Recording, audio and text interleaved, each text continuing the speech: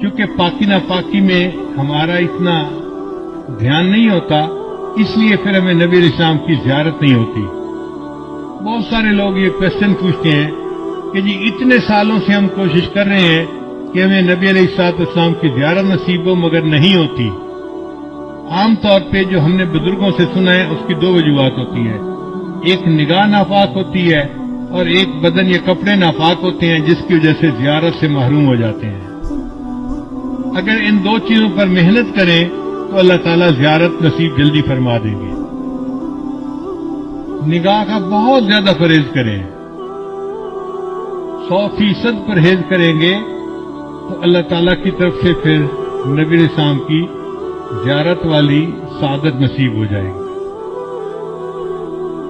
میرے والدین چونکہ شروع سے ہی نیکی کی زندگی گزارنے والے تھے، تو میں نے تذکرۃ الاولیاء کتاب 5ویں کلاس میں پڑھی تھی۔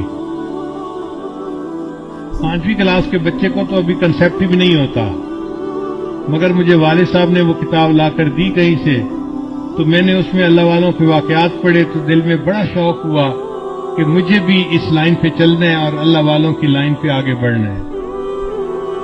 پھر اس میں ایک کتاب میں نے پڑھا کہ نگاہ کا بہت پرہیز کرنا چاہیے۔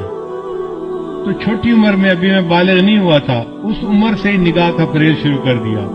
بہت بچتا تھا، بہت نگاہ کو بچاتا تھا، اور مجھے اس زمانے میں اپنی والدہ سے ڈانٹ بھی بہت پڑتی تھی۔ ہر دوسرے تیسرے دن کوئی محلے کی آنٹی آتی اور میری والدہ کو کہتی، تیرا بیٹا جا رہا تھا، اسے تو ہمیں سلام بھی نہیں کیا، یہ تو ہمیں اپنی خالہ ہی نہیں سمجھتا۔ اور امی مجھے بلا لیتی تھی، بیٹا تو نے اپنی خالہ کو سلام کیوں نہیں کیا، یہ تو میری کلاس فیلو تھی، یہ تو میری سہیلی تھی، ہم بچپن کی دوست ہیں، تم سلام تو کرتے۔ اور مجھے پتہ بھی نہیں ہوتا تھا کہ یہ آنٹی کہاں گزری تھی اور کہاں اس کو سلام کرنا تھا۔ تو میں آگے سے ایک بار کہتا تھا، امی آنٹی سے یہ پوچھو کیا میں نے اس کی طرف دیکھا تھا؟ تو جب امی پوچھتی تو پھر وہ آنٹی کہتی، ہاں یہ تو یوں کر کے چلتا ہے، سر اس کا نیچے لگا ہوتا ہے، زمین کے علاوہ تو کچھ دیکھ نہیں رہا ہوتا، اس نے کہا اس کو۔ میں نے کہا امی مجھے یہ بھی نہیں پتا میرے پاس سے مرد گزرا ہے یا عورت گزری ہے، میں کس کو سلام کرتا؟ تب جا کے میری جان چھوٹتی تھی۔ لیکن اندر اندر مجھے بہت غصہ آتا تھا ان آنٹیوں پہ، سارا محلہ خالہ بنا ہوا ہے، سارا محلہ آنٹی بنا ہوا ہے، اور بس ان کو سلام ہی کرو چلتے ہوئے۔ لیکن نگاہ کی اتنی حفاظت کا بہت فائدہ ہوا۔ مجھے آتے جاتے جوتوں کی آواز سے پتہ چلتا تھا کہ قریب سے کون گزر رہا ہے۔ عام طور پہ مردوں کے جوتوں کی آواز اور ہوتی ہے اور عورتوں کے جوتوں کی آواز ڈیفرنٹ ہوتی ہے۔ اس سے اندازہ ہو جاتا تھا کہ قریب سے گزرا کون ہے، ورنہ کپڑا بھی نہیں دیکھتے تھے کہ قریب گزرنے والا کون تھا۔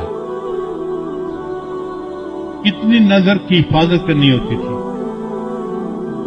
اس پر اللہ رب العزت نے پھر جو مہربانیاں کی وہ اب کیا بتائیں آپ کو۔